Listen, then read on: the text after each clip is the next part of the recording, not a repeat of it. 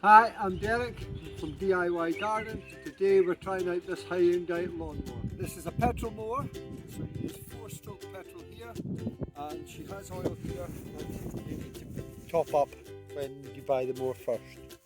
She has got a button here for priming her, which you just have to press a few times before you start. She's got a 51 centimetre cutting deck, and she has got a 70 litre collection box. And she's also got a flap here that tells you when your box is full.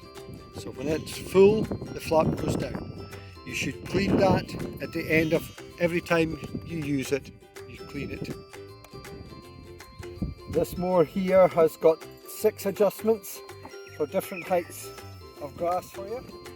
And she's also got the side chute here that you can, if you don't want to collect the grass, you can come put it out the side. So this mower is self-propelled, so you have a dead man switch at the front, and you have a self-propelled switch you can handle at the back. So we'll give it a start.